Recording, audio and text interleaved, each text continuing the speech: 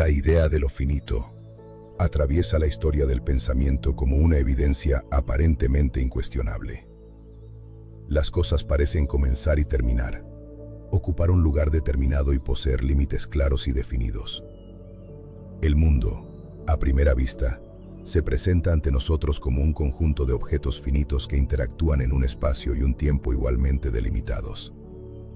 Sin embargo, esta evidencia tan firme en la experiencia cotidiana comienza a resquebrajarse apenas se la somete a una reflexión ontológica rigurosa.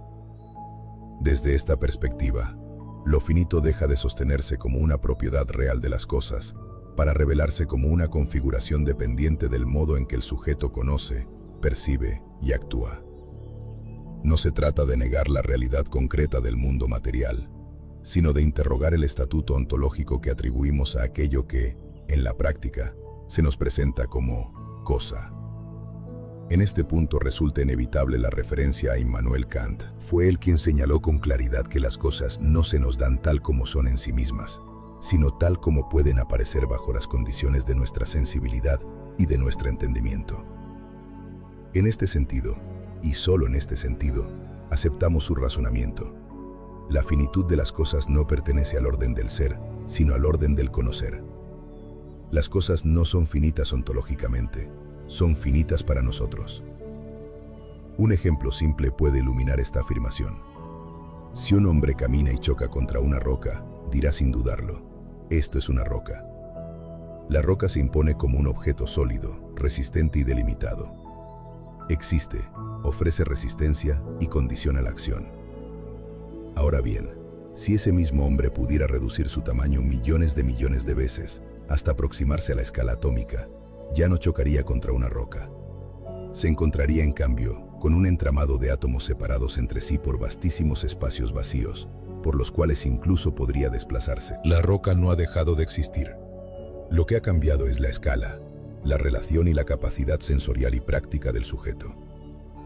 Aquello que se presentaba como un objeto compacto y finito, se revela entonces como una estructura abierta, dinámica y profundamente no cerrada. Algo semejante ocurre con todo lo que llamamos cosas.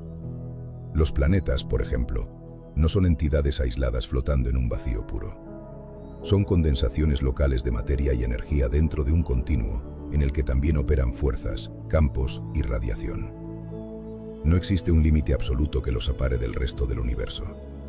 La diferencia entre planeta y espacio es una diferencia de densidad y de organización, no de naturaleza ontológica. La finitud, por lo tanto, no pertenece al ser mismo de las cosas, sino a la forma en que éstas se nos presentan. Ahora bien, y esto es fundamental subrayarlo, esta afirmación no implica en absoluto una negación de la realidad material ni de la praxis. Decir que las cosas no son finitas ontológicamente no significa que sean ilusorias, irreales o meras construcciones arbitrarias de la mente. La praxis humana desmiente de inmediato cualquier deriva idealista ingenua. Si un camión avanza de frente por una ruta y un automóvil se coloca deliberadamente en su trayectoria, las consecuencias serán trágicas.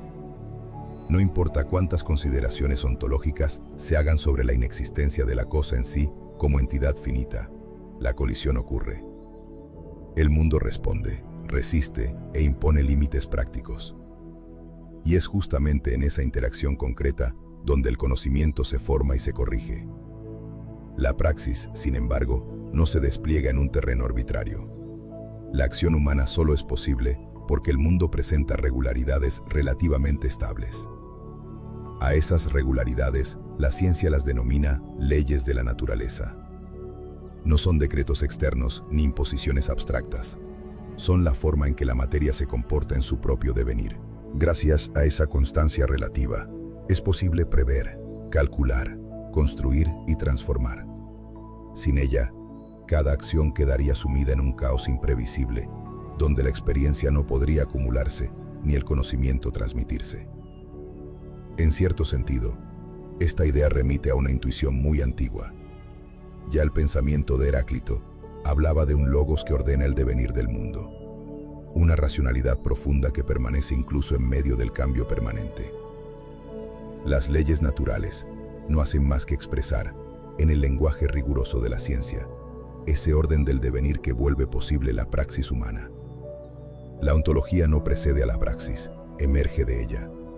Es en el trabajo, en la acción, en la producción y en el riesgo, donde el ser humano aprende qué es el mundo y cómo operar para transformarlo.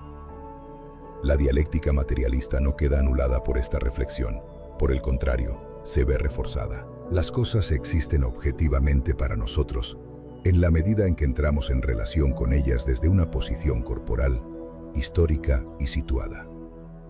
La finitud es real como experiencia, como límite práctico y como determinación operativa. Está sujeta, además, a las leyes que la naturaleza misma impone y que el sujeto debe aprender para sobrevivir y transformar su entorno en una interacción dialéctica continua con ellas. Es de ese intercambio constante con las condiciones naturales que surgen la evolución, el desarrollo y el conocimiento que finalmente conduce al ser humano a preguntarse por lo que es. En este sentido, puede afirmarse que el conocimiento nace de la práctica en el mundo material.